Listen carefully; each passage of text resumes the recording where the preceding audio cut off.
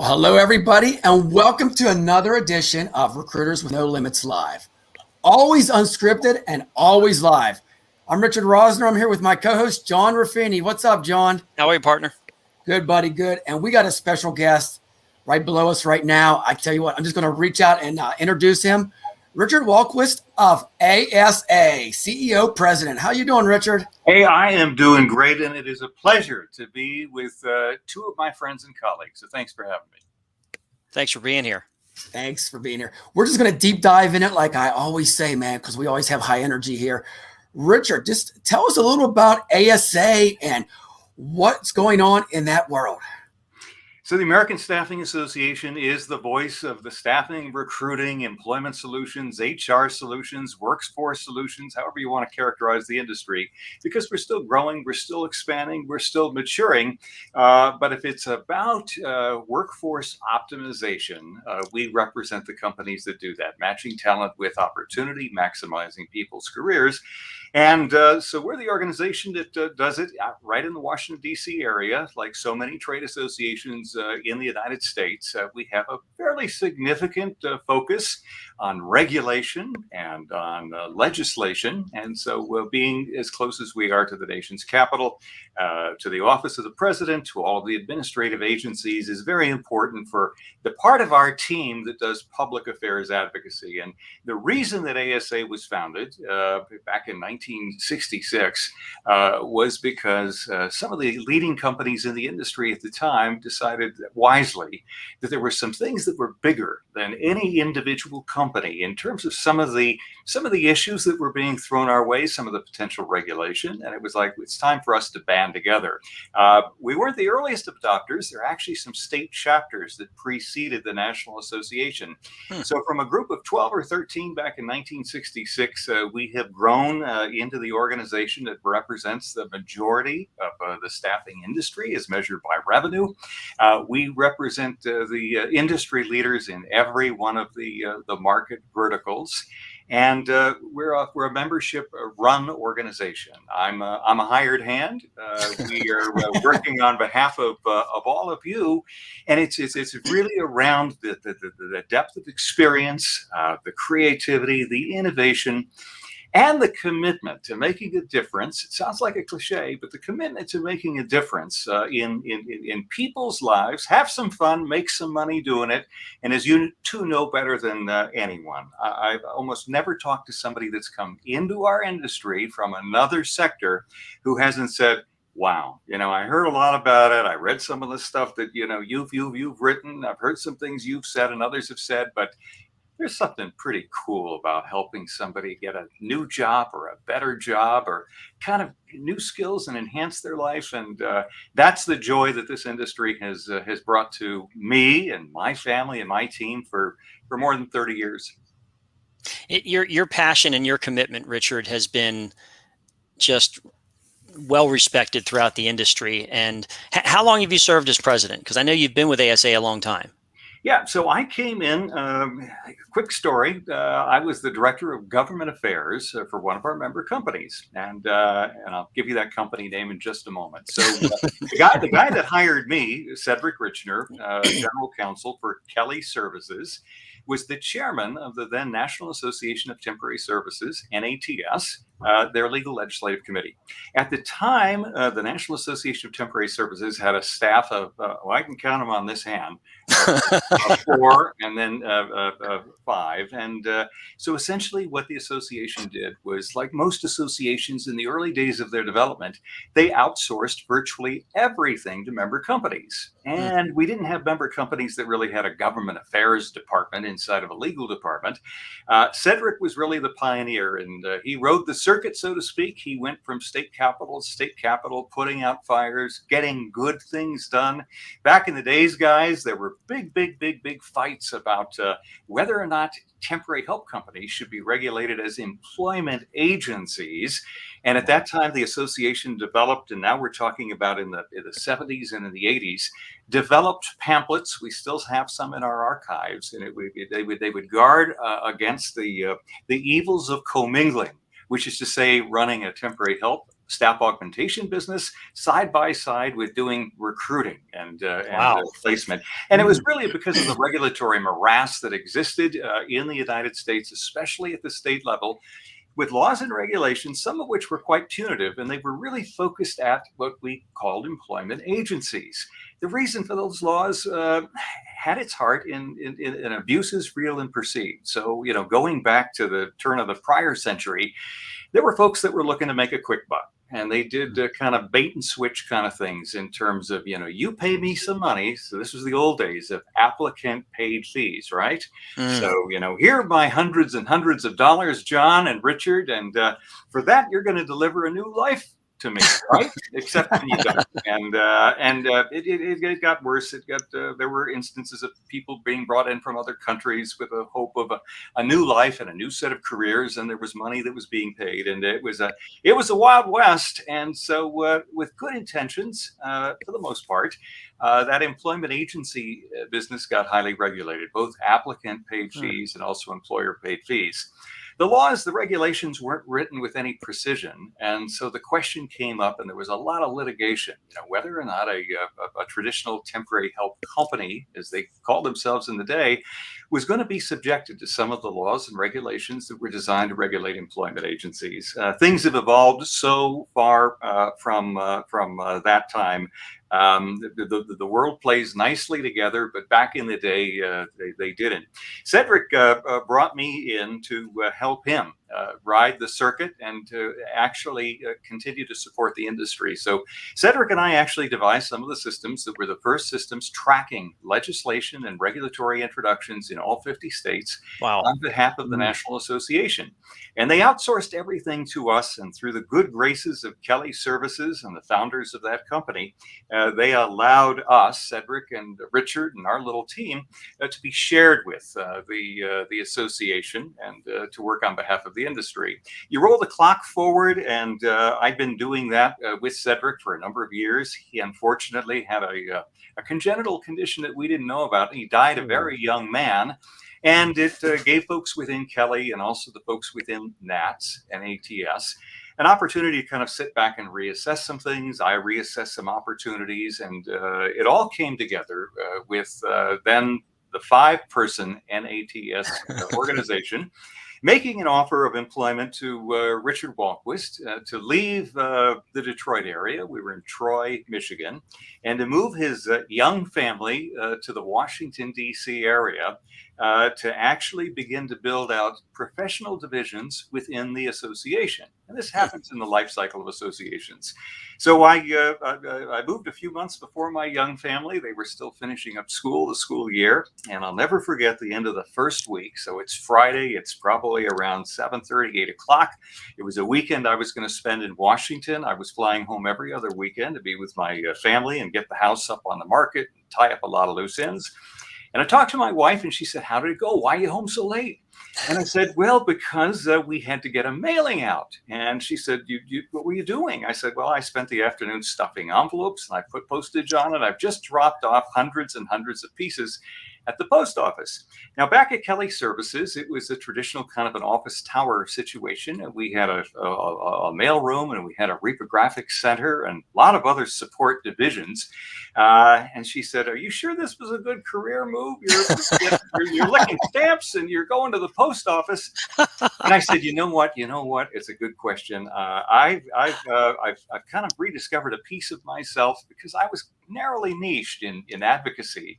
I said, I feel like I've just joined a ground floor small business opportunity. And in a small business, it's all hands on deck all the time. And the rest, as they say, is history. I've never forgotten that first week. I've never forgotten my wife's question. And I hope that everybody on the ASA team brings that same sort of mentality to work every day. We're all in it together. There's no job that's too small for any of us to do because everything we do is important. And after about 10 years working at the association as their then vice president, of government affairs, and then the rest of the title was in everything else. So it was government affairs, it was chapter relations, it was the development of integrated systems.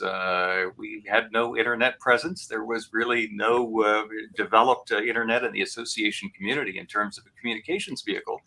And I had a little bit of technical background and ability, and so we kind of built that out. And after about 10 years of working with Sam Sacco, you guys might know him. He's still in the business. He'll be at our convention. He was a great mentor. He's still a great friend. Sam was given an opportunity to take a bunch of staffing companies to Wall Street, roll them up as part of an IPO.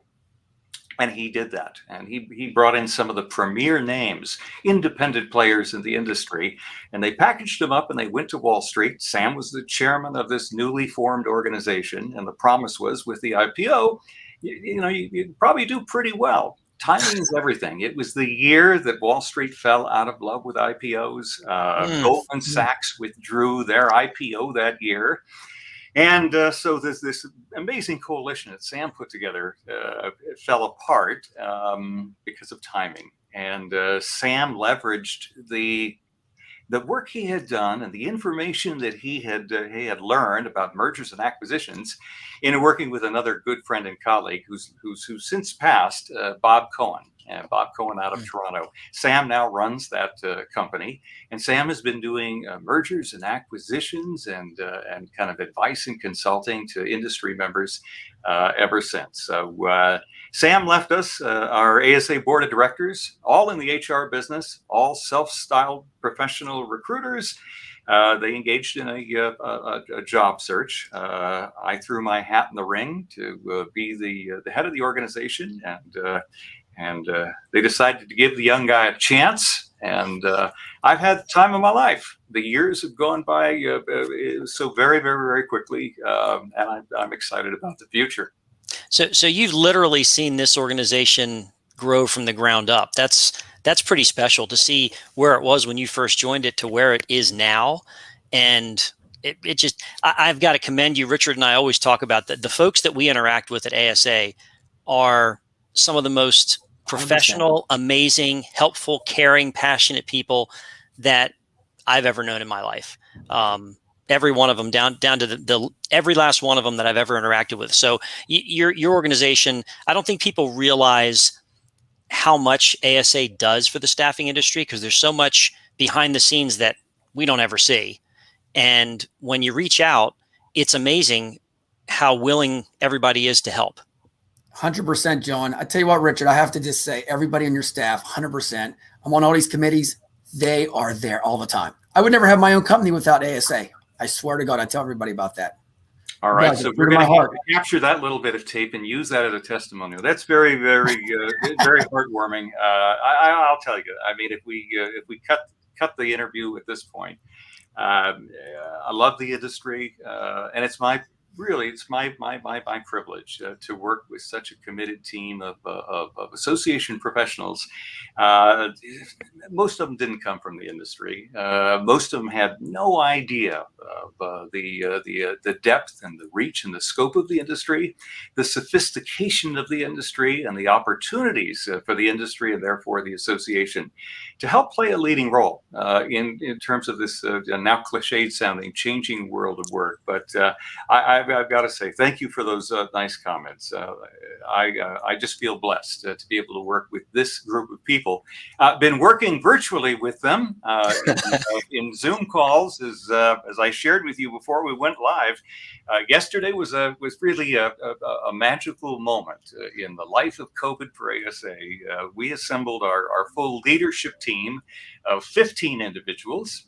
You know most of them, and we were all together in our conference room to talk a little bit about where we're at, do a little bit of the strategic planning. And strategic planning, of course, now looks very short term, right? Mm-hmm. Back in the day when we did strategic plans, John, Richard, we'd imagine the future out 5, 7, 10 years.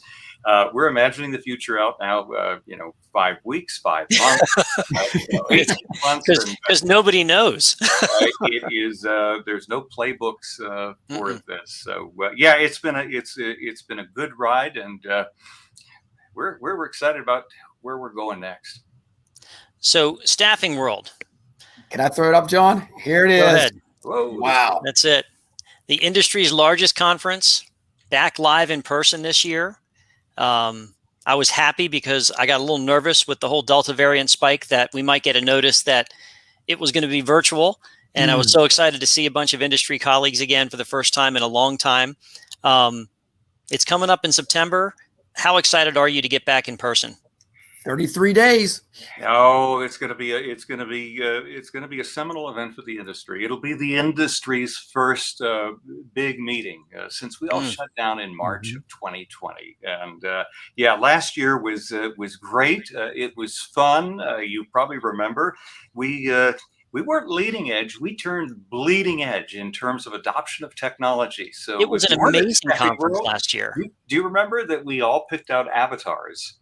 And our avatars actually had the ability, if we did a little bit of a preloading of data and information, so that I could actually be interacting with you in the expo hall or one of the breakout sessions or even outside. And I would have a little kind of max headroom like camera television screen on my head. But you and I could look at each other, and all of a sudden we could hear a voice over here. I'm looking at John now, and we could hear a voice off to the left, and it would be Richard. And we could turn our heads, and Richard could see us, and we could see Richard, and we could begin to talk with each other. Now, there were some technical speed bumps, some of which were really, really kind of funny. People approached it with a sense of good grace. So we tried to create this level of interaction, which is really what associations are all about. People working together with people, one-on-one. And it was a great experience. We got great kudos. We kept that virtual staffing world up and running and alive for several months with the fervent hope and expectation that it would be the one and only time that we would have a 100% virtual event. So you're right. We've all become amateur epidemiologists. We know way too much about the history of disease and how it's transmitted, but we also know that this is not the 1350s. This is not the bubonic plague. We understand how things got transmitted, and we also appreciate science. And with the challenges of the Delta variant and maybe a Lambda, life is continuing, and we're going to get together in deploying every safety protocol that makes sense for all of us as attendees, with this thought in mind that we are going to enrich each other, and most important, working together, we're going to build the industry and take it to new levels of success. So end of September, 27th, 28th, 29th, we're going to be at really a stellar property. It's the Gaylord Rockies. I know this is now sounding like a little bit of a commercial as I'm telling you this. It's okay. But it is really spectacular. Sarah Sengiz, who you probably both know, who heads up supplier relations, actually did a site visit 2 weeks ago. And this was our last site visit before Staffing World. She said the hotel was bursting at the seams. Some business, mostly vacationers, and they're pivoting now that school is back into session into having more live meetings with business groups. And it's really a gemstone in the Gaylord family. And if you've been to Gaylord Properties, I mean, they do things right. So the facility itself is going to be absolutely a special experience. A lot of people haven't been to the Denver area or haven't been in years and years, and this is brand new. But this is a moment, one of our keynote speakers actually writes about Rita McGrath, a well-known author, business school professor, and she writes about strategic inflection points. And this is certainly one that the world had never anticipated. We don't really want to apply the knowledge that we've gained over the past 18 months because we don't need more pandemics in our life. But strategic inflection points are opportunities to identify areas of change, of disruption, and opportunities to leverage and to create success. So Rita wrote a book that she will say was really a coincidence of great timing around the world we're in today and the need to actually focus on strategic inflection points and the advantage. She's considered to be one of the world's top thinkers and business consultants, and she's just one of the 3 stellar keynotes that we're bringing to the group at Staffing World. I am delighted to tell all of your viewers and your fans that we know where the talent is. And so we've reached out to John and Richard. And so if you've never met them in person, hey, this is your chance to meet 1 John and 2 Richards. That's right. That's right. At Staffing World. And we do plan somehow, somewhere to be broadcasting this live from Staffing World. We're still trying to figure it out, but we want to do that while we're out there. So that'll be fun. Guys, check back with me after. We've got a couple of other things that I think we're setting up. So I think we're going to have a few podcasts running out of Denver. Nice. Very good. And Denver at the end of September. What a great time of year to go to Denver.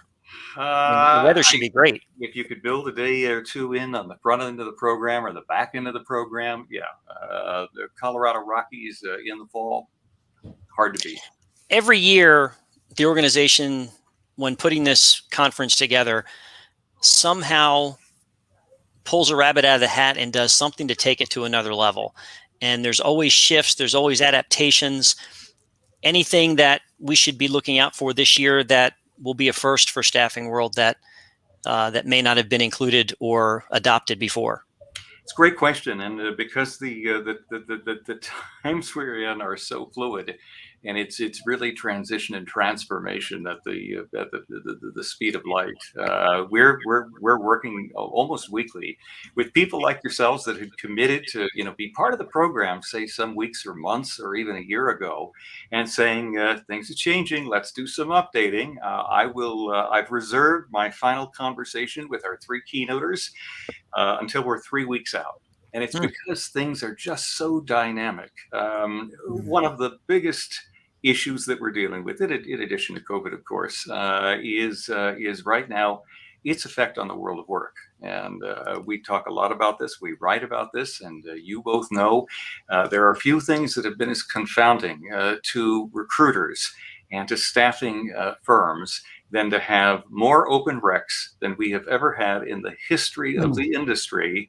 And yet we've got, 10 to 14 million, depending upon which set of data you're looking at, individuals that are currently on the sidelines, but not completely withdrawn from the labor force. We've got labor force participation rates that are at levels we haven't seen since the early 70s, and they're not expected to increase. We're not making enough replacement workers. I had 2 children, so my wife and I, we got close, but no cigar.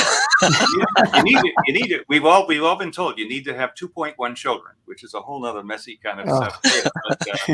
But we are not having, in the industrialized nations around the world. I do a lot of work internationally on behalf of the industry and serve on the board of directors of the World Employment Confederation, which, let me throw in a little plug, is meeting virtually out of Madrid, Spain, in just 2 weeks. Actually, 2 weeks from this past Monday, and it's a stellar program, and you can find it at worldemploymentconfederation.com.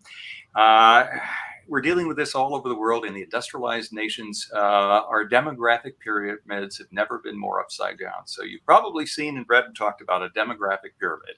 Essentially, think about a pyramid that's turned upside down, and at the bottom are the people who are entering the workforce for the first time. They've got a number of years of productivity in support of themselves and their family, but also in support of all of those social safety nets, those programs that are designed to kind of cushion Americans at all stages of their life. In the United States, it's everything from making contributions into the Medicare system, the Social Security system, at the state level into the unemployment insurance systems, but around the really big social safety nets, which are Social Security and Medicare. We're living longer. My dad lived to 97. He drew more out of the system, I'm sure, because when he was born in 1922. The average life expectancy of a male in the United States was probably high 50s, maybe 61. And Dad beat all the actuarial tables, as are most of us these days. So we've got profound implications for the future of economies in industrialized parts of the world, but profound implications for us in the United States today, 5 years out, 10 years out. Without enough workers that want to continue to be lifelong learners and to continue to upgrade their skills, these could be headwinds on our GDP, the overall growth of the United States. Not a lot of people are thinking about, not a lot of people are talking about. So one big emphasis of the industry here in the United States and around the world is to help sideline workers to feel comfortable about getting back into the workforce, to convince sidelined workers that we are probably the single best tool and resource that you can find. It sounds like hyperbole. Single best resource you can find, and in terms of figuring out what's going to be next for you, in terms of a career and a lifestyle, and being independent, not dependent on social welfare systems, but being independent in your life. This is going to be one of the biggest challenges and the biggest opportunities facing the world of work, and it's going to require a lot of heavy lifting. But you know it, and I know through this broadcast, you're helping to spread the word. We've all got to be, waving the banners. One of the best kept secrets is you're looking to change a career, you're looking to get back into the workforce. Talk to a recruiter, talk to a staffing consultant. There's no cost. I talked a little bit about the early days of the industry and all of the applicant paid fees and some of the abuses. I don't hear about applicant paid fees, guys. No. But people sometimes think that to go to a staffing firm to get counseling about the basic skill sets that they've got, some of which they think they know how to talk about or put on a resume, and many of which are things that never would occur to them. So to do what we do best, and that's to be counselors and agents and advisors, and to help people start with Resume 101. You two have probably seen more disastrous resumes where we didn't get taught how to do it. And we didn't have algorithms that were so smart that they would either pick words out or they would look for words that weren't in those resumes, and boom, those resumes would often and continue to get rejected. If I come to either of you and I present you with my life, and I really mean my life, as holistically as I want to share it. And this has happened to us tens of thousands of times in COVID. I'll take the hospitality industry as an example. And you may be aware of some of the initiatives that we've launched with some of our member firms. So hospitality workers, the restaurants, the bars, the hotels, entertainment complexes all got shut down. And maybe, I've been kind of, really good at what I've done, but I've worked in hospitality, maybe as a bartender, as a waiter, as a host or a hostess. And that's what I've been thinking about on my resume. And right now, everything's shut down. So I'm looking at like 8 months ago. So we're taking these hospitality workers and we're doing what the industry does best. And in the early days of COVID, we were successful as the American Staffing Association in talking to the administration and administrative agencies and to their counterparts at the state level, and said, okay, guys, we know you're telling non-essential, non-critical workers to stay home. And we thought stay home meant a month or 2 or 3. Mm-hmm. We established the industry as an essential industry that was recruiting and deploying essential workers, giving a green light to our member firms and to talent to say, I'm not going to get pulled over by the police because I'm on my way to a job and I don't have a special, employment critical worker passport. I am part of a critically important supply chain. So taking those hospitality workers again and saying, let's, oh my goodness, look at this, Richard.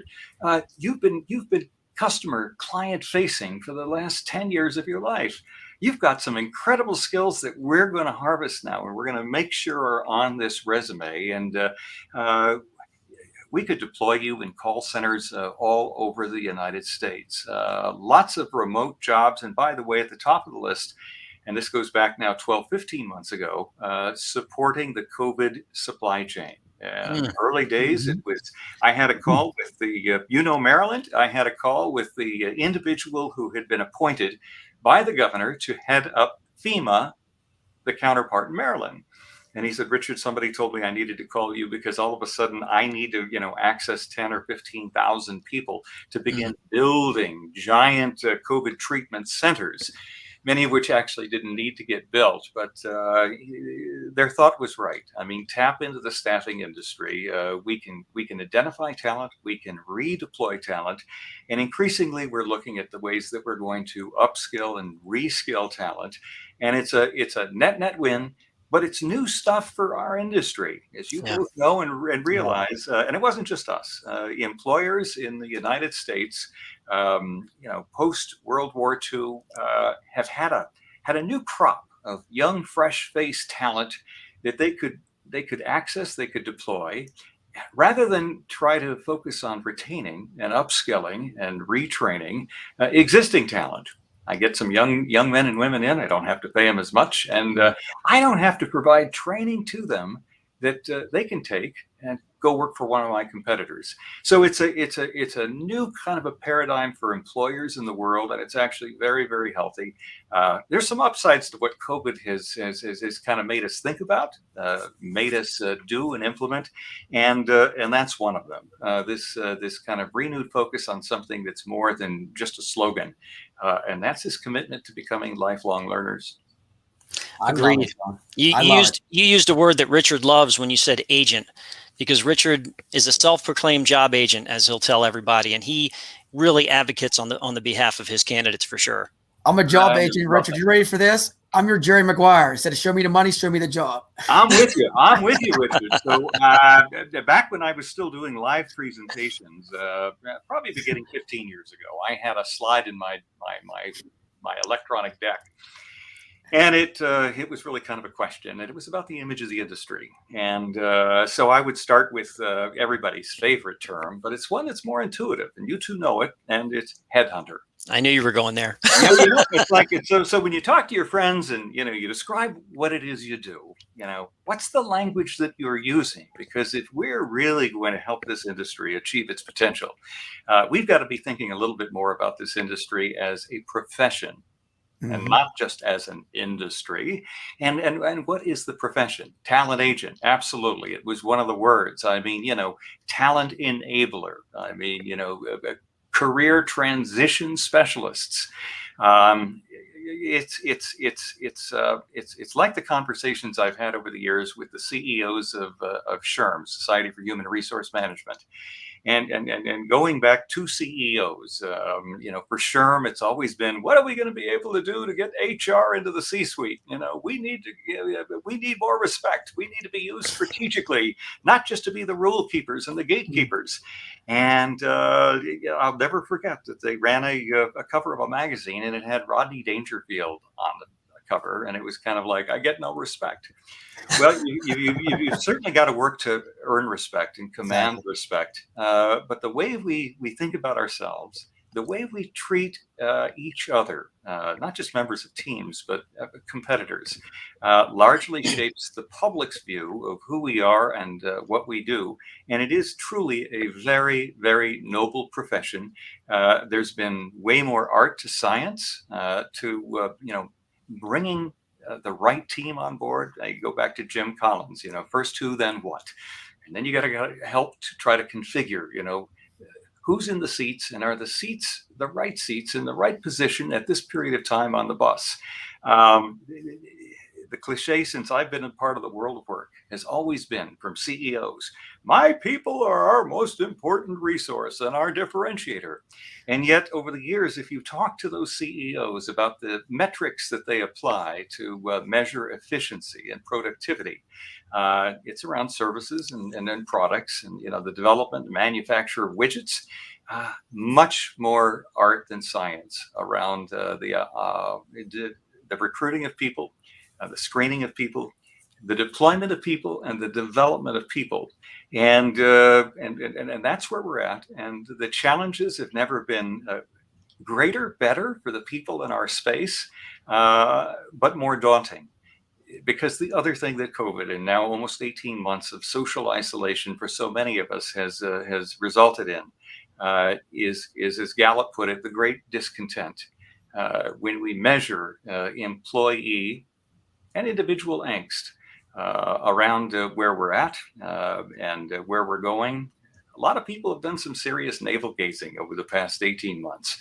And how many of us had plotted this career, and we find ourselves in 2021 where we thought we were going to be when we were 16, 17, 18, 22 years old.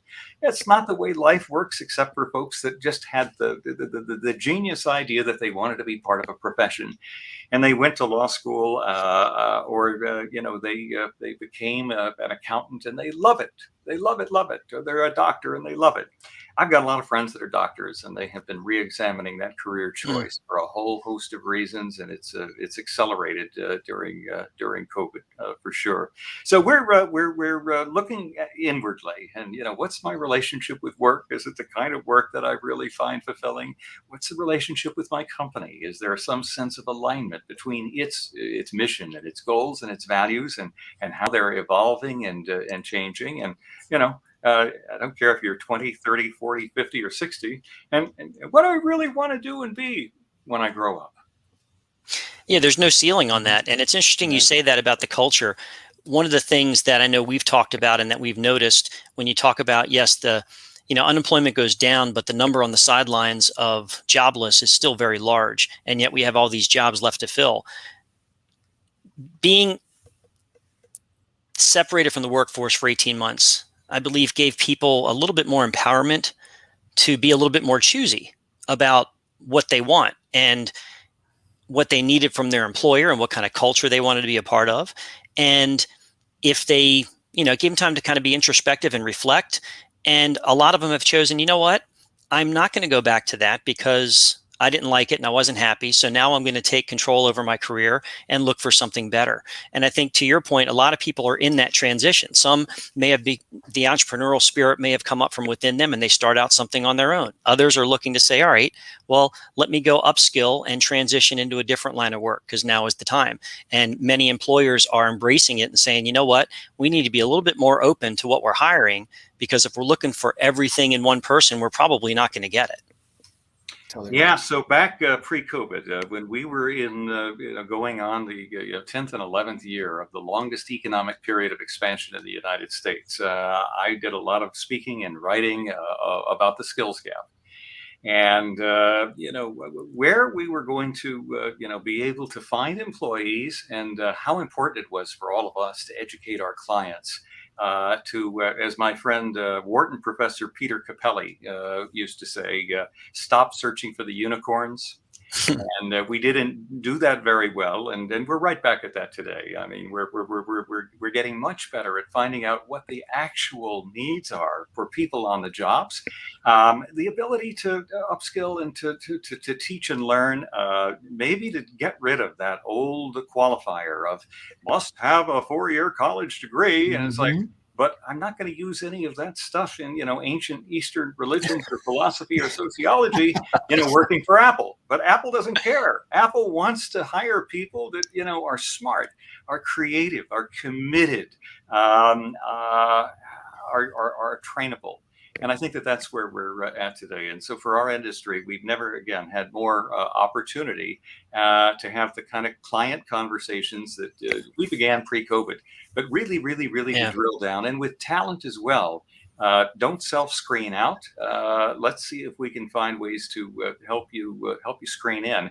And we'll be talking about these things at Staffing World. I mean, at Staffing World, this is the opportunity for companies to come together, both in the formal sessions and then those informal sessions that you two have been a part of.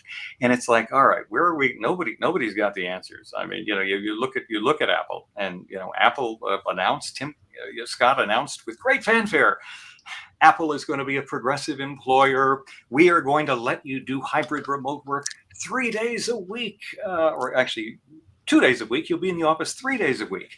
And just so that we have some predictability, it's going to be Tuesday, Wednesday, and Thursday. And they had a major revolt of Apple employees that said, that's not what we want. That's not what we think we need. And what are you going to do about it? Here's the opportunity for our industry, again, for us to get together and talk a little bit about total talent management solutions, things that really, more holistically, take into consideration that companies have got to just be more centric. Yes. I mean, we've been handed an opportunity here because of COVID. This term we all love and embrace because it's true. Flexibility has been pushed up closer to the summit. Now, so what is flexibility really going to look like in terms of people and choice and control? And as we talk to the administration, our legal team met recently virtually with our new Secretary of Labor. And just like our last Secretary of Labor, the number one thing that he wanted to talk about was workforce development and the role that the industry can play in helping to not only get people off the sidelines, but help them realize, better lives, better careers, upward mobility. It's not going to be the career ladders that we all heard about and read about, maybe we're on.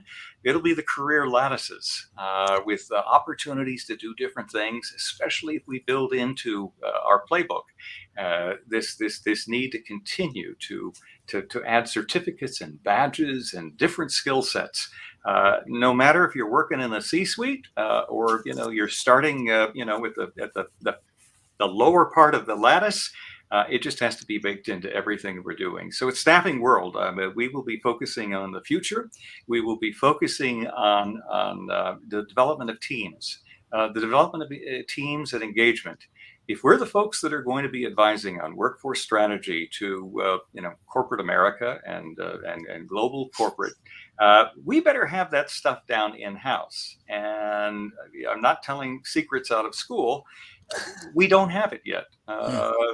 As I talk to CEOs in our industry of small, medium, and large firms, the same degree of angst amongst employees, the same degree of churn anticipated or already realized that's happening with employees is absolutely spot on with all of the surveys that we report on almost every week, which is to say that pick your survey, 39%, 49%, 59%, 60+% of all employees in America are actively or passively considering a job change, an employer change, perhaps a career change. Again, lots for us to leverage. So we'll be talking about engagement. We will be talking about the big issues of our day and the opportunities that we have. 5-6 years ago, you could pull 100 people on the street and you gave them the term DEI and they say that must be one of those government agencies. I don't know who it is or what it is, but you have to be fairly unplugged or brain dead not to understand diversity, equity, inclusion, and why it is so important for the development of really fully functional teams, how important it is that we have organizations that look like the communities in which we live and in which we operate. And there are opportunities for us to help lead the great assimilation and reassimilation to truly raise the bar when it comes to diversity and inclusion in this great melting pot of the United States. It's hard for people here that don't spend much time around the world or talking to colleagues around the world. We've got a big head start on so many of the countries that are still having angst because most of the people in the country kind of look like their grandparents and their great-grandparents and great-great-grandparents. And so as the great waves of immigration have spread throughout much of the globe, these are the things that the United States has been experiencing for 200-300 years. Having said that, the prejudices and the biases of the past still exist everywhere. We are the great assimilators. I remember giving a talk to a bunch of folks at AARP many years ago, and it was around ageism. And the fact that the staffing industry is able to present you as a candidate with your skills, not your age, with your abilities. not your disabilities.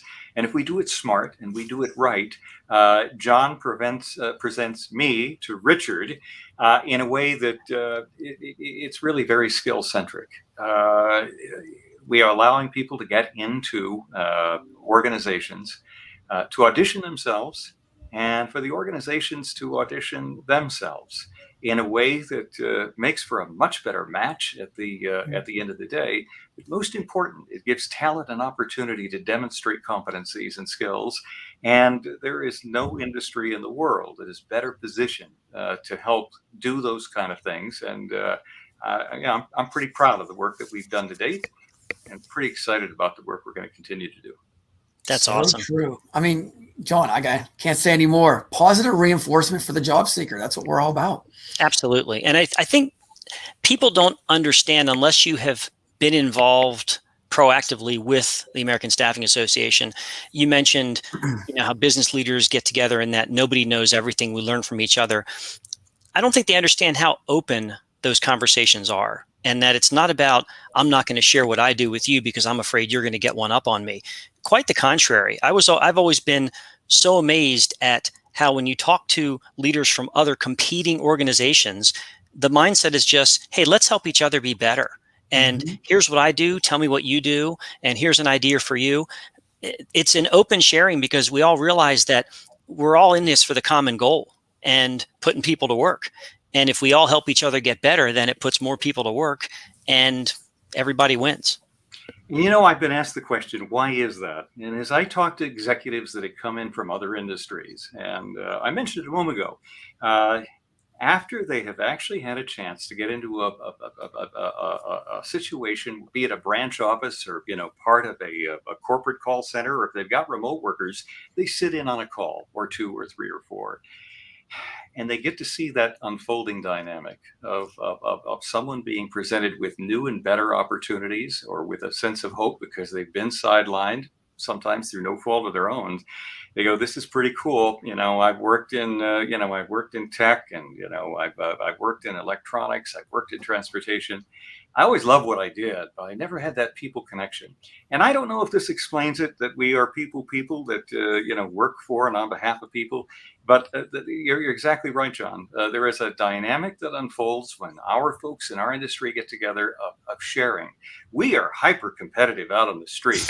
But I used to say, you use a cliche from the Old West. I mean, we come together as an industry to think about how we can be together as an industry. We can be better as an industry, and we check our guns and our biases and our competitive juices. For the most part, we check them at the door, and for a period of time, we are together as increasingly a world community.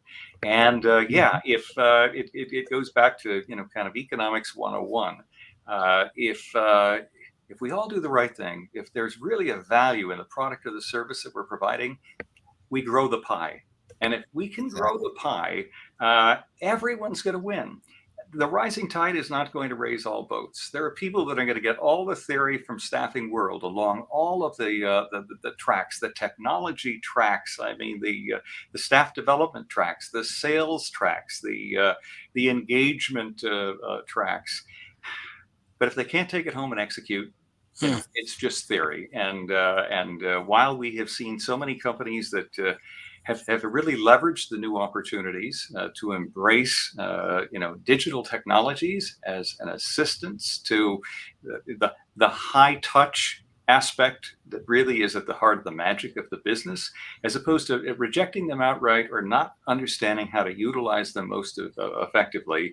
So we've got people that we got companies that are having, I think we're going to see reports of very significant, I mean, stellar third quarter, fourth quarter growth. They're outperforming the market. Having said that, the market has come back. In my history with the organization, with the industry, we have never, ever, ever fallen off a cliff like we did when the country shut down in April and in May of 2020. The industry shrunk by 1/3. We gave up 1 million jobs.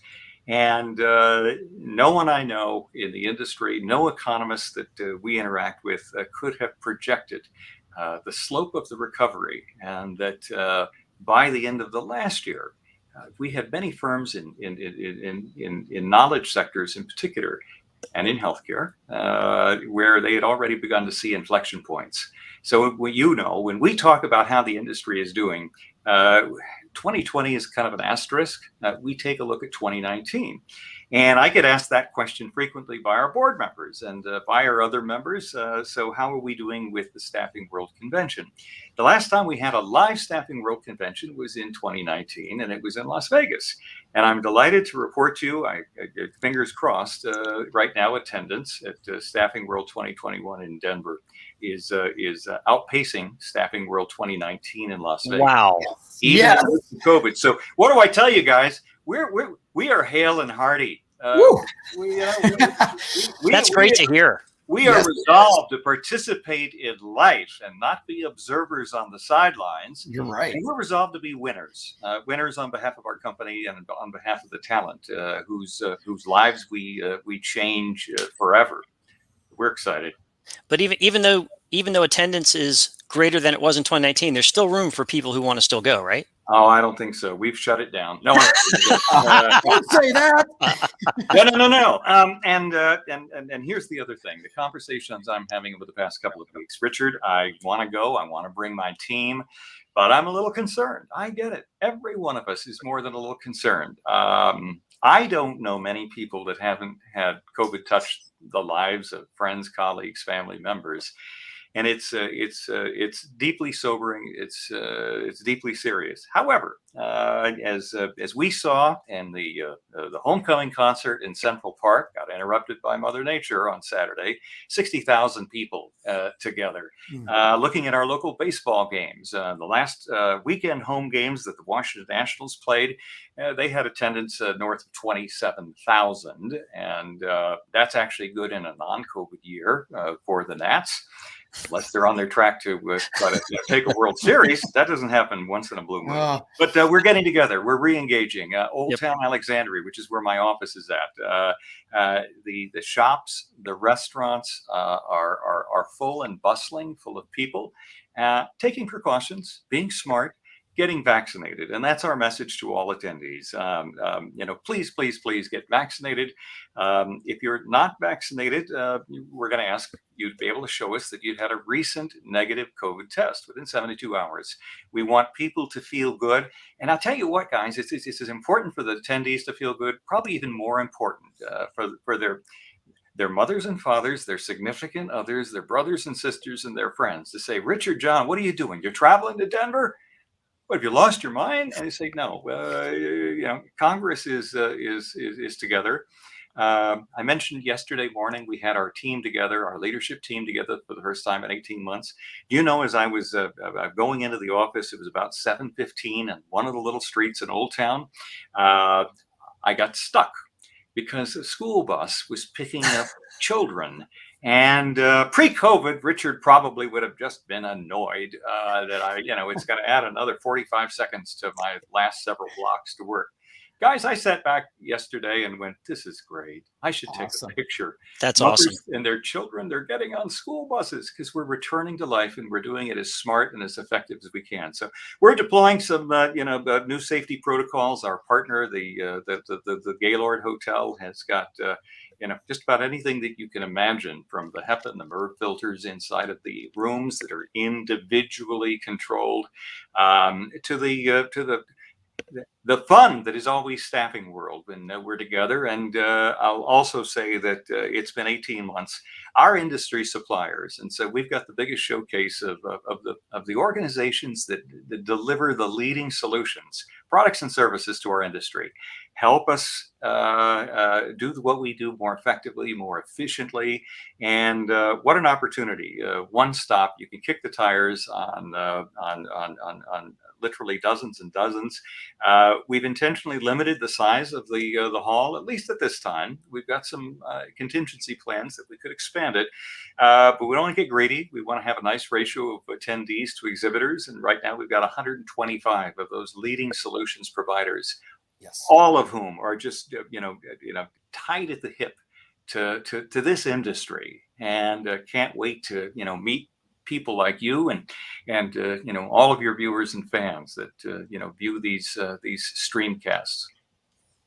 Love it. Richard, I got to ask you one thing. Better together, stronger ahead. I love that slogan. Who came up with that? Do you know, I would love to tell you exactly who. I think that it was a combination. I can tell you this, it wasn't me. Way above my pay grade. I will tell you, I'm the guy that shamelessly uses it in just about every context I can, because it is emblematic of where we are and how we exist as a people. I mean, you look at the history of the human race, we are tribal, right? We never tried to set ourselves up in individual caves. We form communities, and that's how society has progressed. And so I know that it was some of the super smart people on the ASA team, our marketing team, led by Marlene Hendrickson, an external firm that we've been working with for the past year and a half. The Rotman Group, led by Gary Rotman, and I didn't see all the kind of branded slogans and phrases that got rejected, but it was quite intuitive. I mean, when you saw that one, you went, "That's it." That's it. Love it. And it's got legs. Yeah. It's a metaphor for all of us in life, and I think that it's also emblematic of who we are as an industry. It doesn't happen in a vacuum. Again, we're going to have all of the leading technology providers at Staffing World. We're going to have, and I think you guys are part of some of these, some of our super dialed in TED Talks. So we've got tech talks, and we've got other kind of think sessions that are really designed to kind of inspire and provoke, and then lead to in-person conversations, the follow-up conversations that have after the seeds have been planted. We can kind of stumble into it individually, or together we can share these best practices, these innovative ideas. The other thing we're looking forward to are conversations that will provoke. You've both been part of the industry for a long time. I say that we are only better if we see ourselves very clearly, not only through our own lenses, but through the lenses of others. And that means we see ourselves warts and all. And we still love ourselves, and we're still confident about what we can be tomorrow. But those are probably some of the most important conversations. What can we do better? I'll just throw out a tidbit I know is at the heart of so many of the viewers of Staffing Shark. And I had this conversation with a leader of a pretty significant company about 3 weeks ago. And it was like, Richard, we've always kind of done recruiting, direct hire in particular, kind of ancillary, and we've never really had a concerted focus.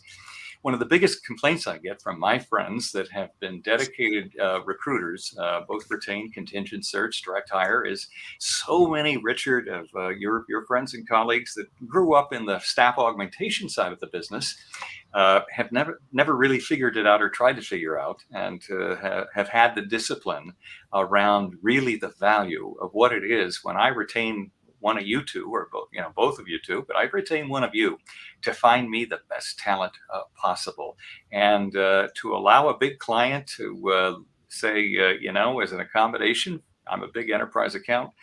You can kind of work that in without a fee, without a placement fee, without a search fee, or without even the discipline around attempt to hire schedule. We again do ourselves a disservice.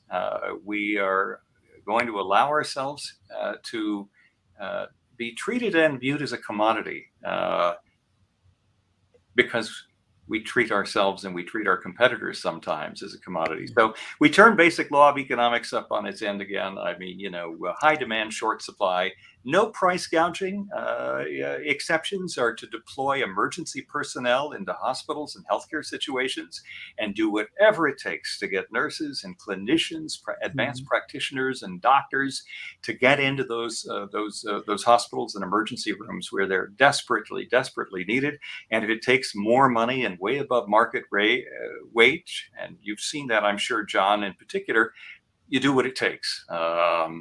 But generally speaking, to have that discipline around, we are selling service, and you get what you pay for. And we've got so many sterling examples of firms that are knocking it out of the park and being disciplined, choosing clients and choosing not to engage with others. So you'll hear a big dose of that. Also, we'll be bringing in, this is probably going to be one of the periods of greatest change in our maturing industry's history, and by that I mean we are going to continue to see companies affiliate with each other. We're going to see more mergers and more acquisitions and more entrepreneurs coming into the space. So I guess dynamic is probably the best term to use for where we're at and where we think we're going to be. Great stuff. Johnny, any final thoughts? I mean, wow.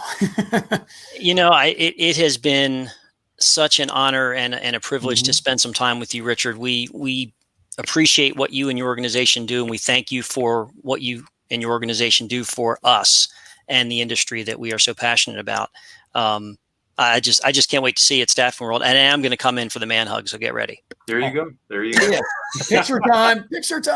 Yeah, and we will do that. We will definitely get some signature photos, and who knows, we might even see a little bit of Staffing Shark live from Staffing World. It could happen. I think it could. I don't know. Richard, any final thoughts? I mean, wow. Yeah, I maybe one final thought. If you're not a member of the American Staffing Association, take a look. The services that we offer in terms of market data and research that you can use in your strategic planning, in terms of the educational and the networking offerings, we are so very proud of what our team has been able to do to develop and concentrate intentionally on women leaders. So one of the pre-conference programs is around women in leadership. When we did it virtually this past year, we had more than 500 attendees. And kind of on a related note, the sessions that are going to be focusing and led by our IDEA group, and that's inclusion, diversity, equity, action, around the responsibility and the opportunity that we've got to make society a better place and make workplaces safe, inviting, and nurturing for all. Around our advocacy, we ask that you get involved and you'll support us with your dues. ASA has lobbyists on retainer throughout the United States. We are now monitoring legislative and regulatory introductions in every municipality over 250,000 in size, because stuff happens at the local level now that could really change the trajectory of the industry. And there's a spillover, a copycat effect. So what gets introduced and passed by the city council in San Antonio, Texas, could spread to Austin and San Diego and Philadelphia and Albany and on and on and on. And it's with the absolutely dynamic ASA legal team that are on the front lines and really are the only protection between bad ideas or intentional mischief and our industry, and the cost and the ill effect of inappropriate adverse regulation as a punitive kind of tax.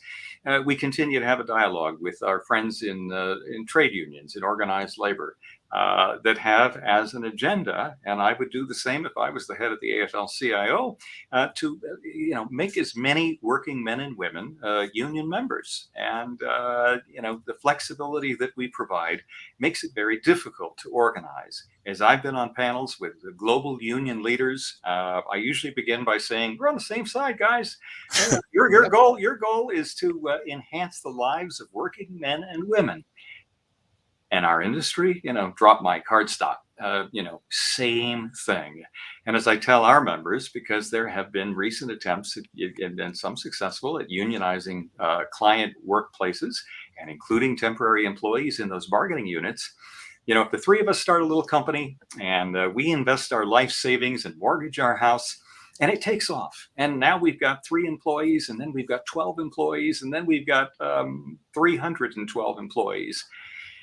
We feel so good about how we're benefiting our families and theirs as well. And then the day comes where there's some discontent, and maybe it's because of some things we said or did the wrong way. but we bring in a third party. And now the three of us can no longer set wage and benefit levels. Now the three of us can no longer have these conversations with our team that we have built, that we have hired, that we have mentored, that we have nurtured. And you got a third party interposing itself between you and your team. So the message to members has always been, treat your teams well. This is way pre-COVID, because a team that's, it feels respected and feels engaged isn't going to feel a need to bring somebody in between Richard and John and Richard. And unions have done amazing things in terms of workplace conditions and child labor laws, and we work with them cooperatively all over the world, because there's a lot of things that need to continue to change. But in this regard, most of the time we agree to disagree respectfully, and we want to be part of dialogues with them about re-energizing, reinvigorating, and re-employing American workers. So I thank all of you for your continued support. The work that the association does on your behalf has achieved recognition all over the world. We've got one of the best environments in which to be an entrepreneur and look to innovate and succeed in this game of being talent agents, Richard, in this game of optimizing workplace development, and maximizing human potential. So thank you, guys. I can't wait to see you. Hey, there it is. Richard summed it up there. Once again, thank you so much. All I can say is ASA equals we are family, man. Play that song all night long. We are family. All my brothers, sisters. Get ready for Staffing World. I can't wait. I'm so excited. 33 days. We're going to be 32 tomorrow. Get ready. We're going to be there. If you didn't sign up, I'm going to tell you, sign up today. Get out there and do it. Till next week, we'll see you soon. And remember, 33 days, we will see you in person at Staffing World. Take care, guys. Take care. Thanks, guys.